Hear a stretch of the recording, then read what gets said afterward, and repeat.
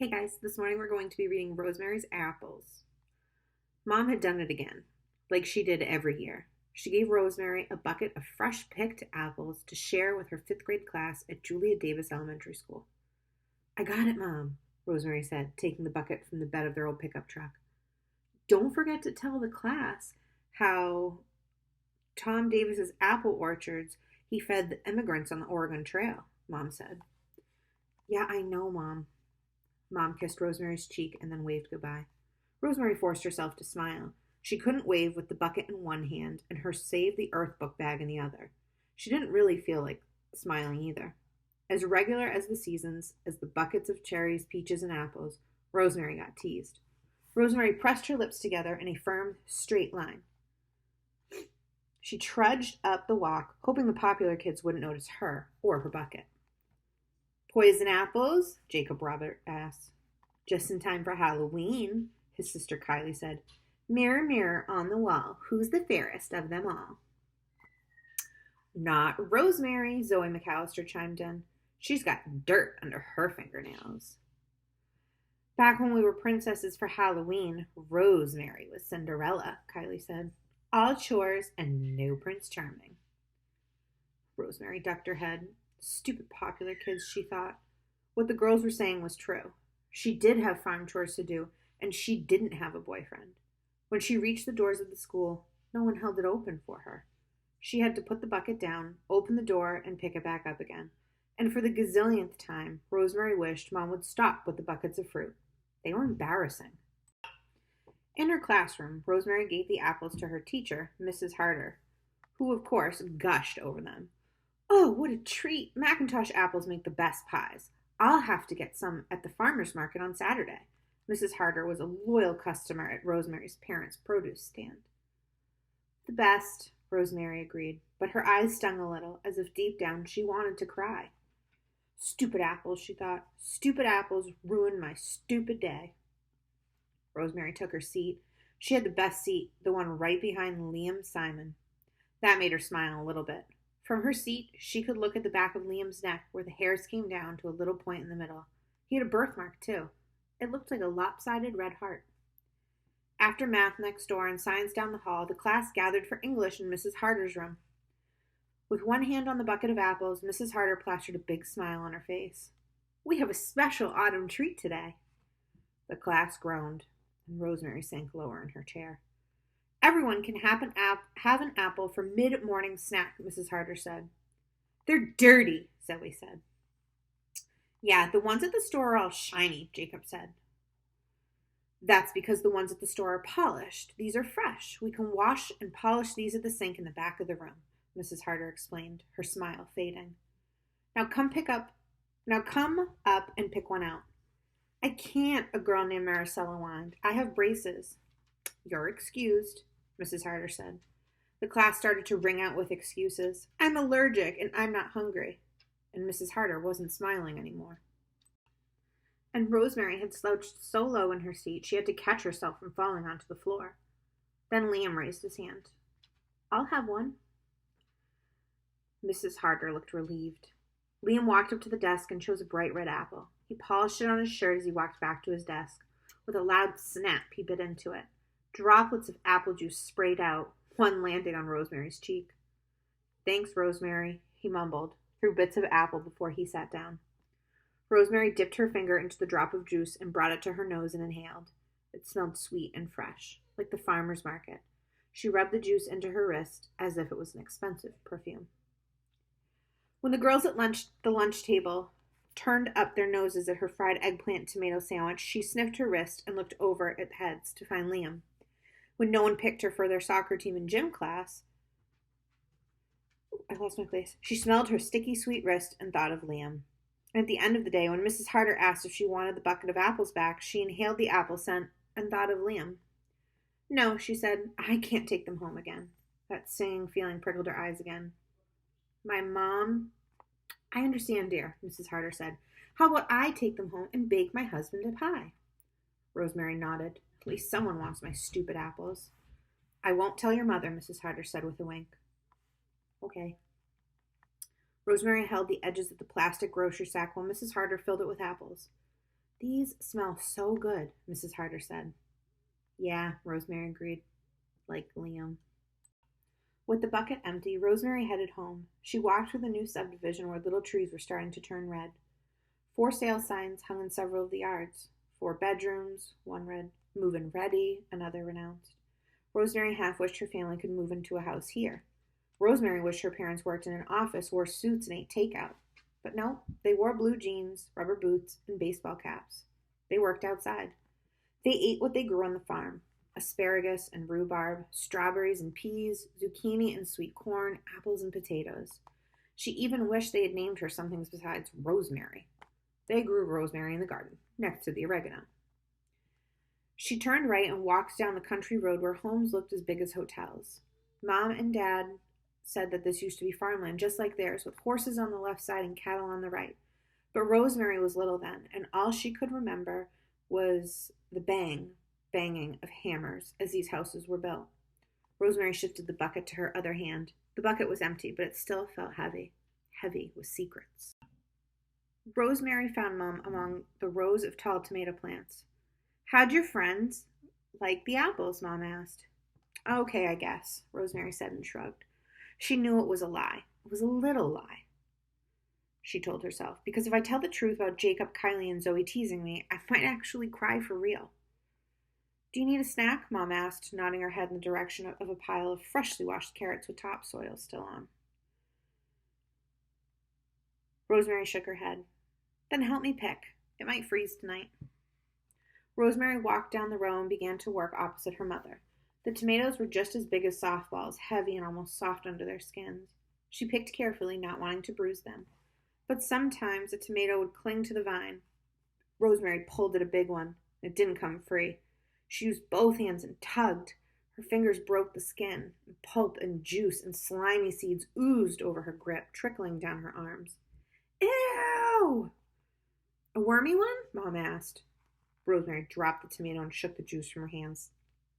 "No." Bringing her rest to her nose, she inhaled.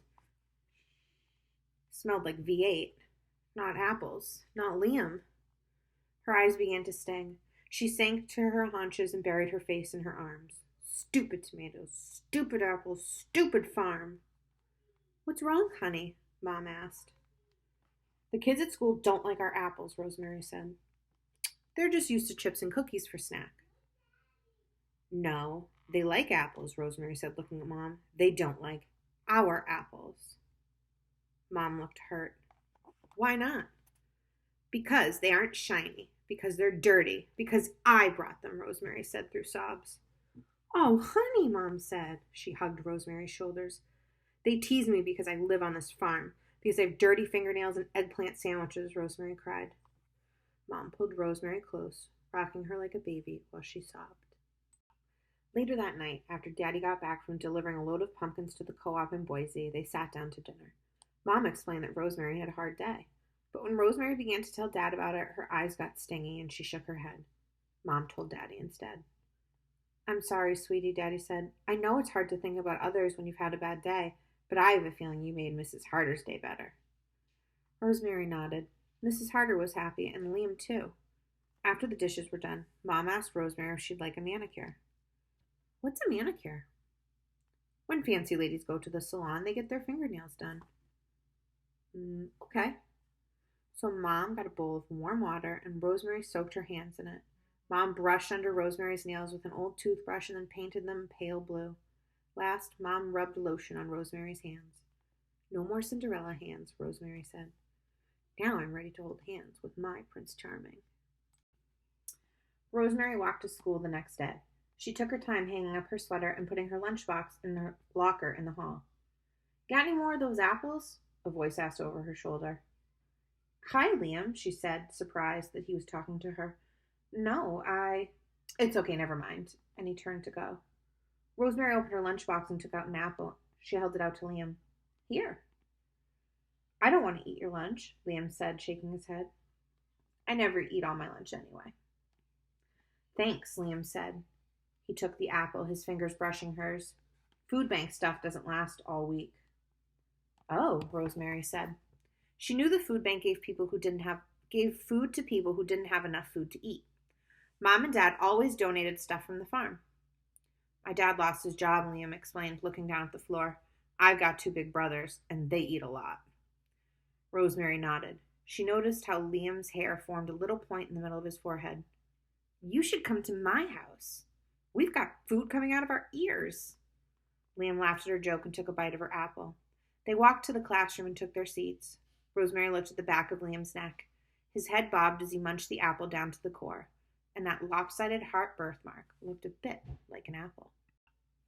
After school, Rosemary found Mom in the kitchen canning tomatoes. Steam rose up from the pots on the stove. The girls at my lunch table liked my nail polish, she announced, and they didn't even know that the jelly on my PB&J was homemade. That's nice, honey, Mom said. You need a snack? Rosemary nodded, and Mom sliced a red tomato and sprinkled it with sugar.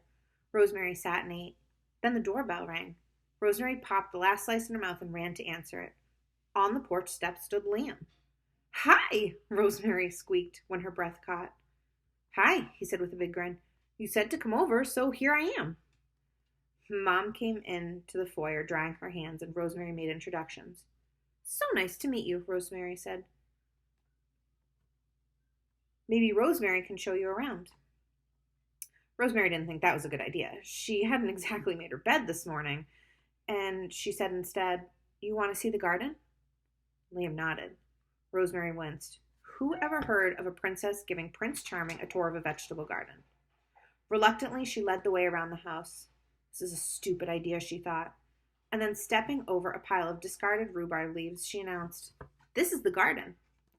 Wow, Liam said, looking around. It's huge. He's impressed.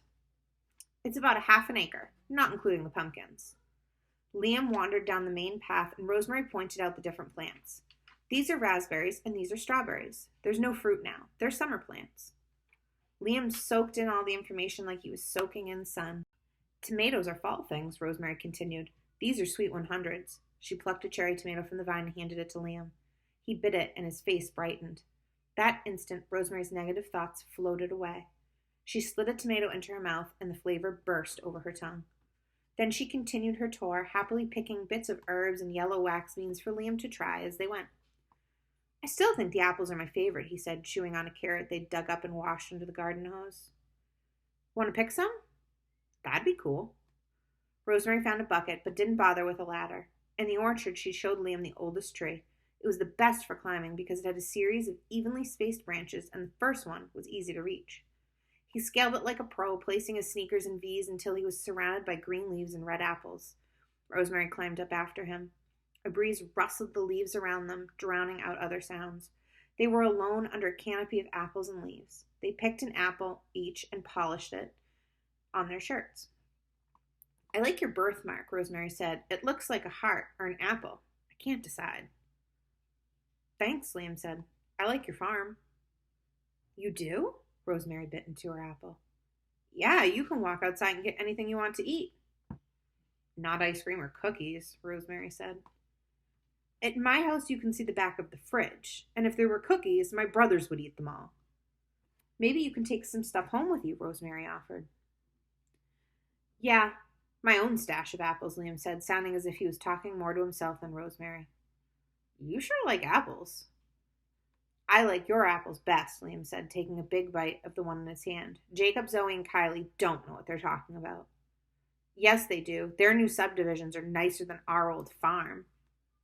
No, they're not. I live there too. The houses are all beige and the fences are plastic and the trees are so little you can't climb them. Rosemary laughed. Liam made the subdivision sound kind of silly.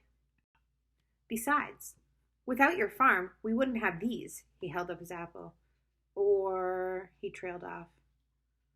Or what? Rosemary asked. Liam bit his lip and his ears turned pink. Or us. Yeah, she agreed with a smile. Rosemary thought about yesterday and how the popular kids had teased her about the very same apples. They had made her cry.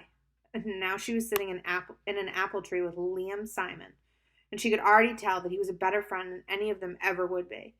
She reached to pick an apple and placed it in the bucket for Liam to take home. The end. All right, so really cute story. There will be bully box questions on the next slide for you to answer. Please, please, please remember to answer those TTQA and in complete 5th grade sentences. That's it. Bye.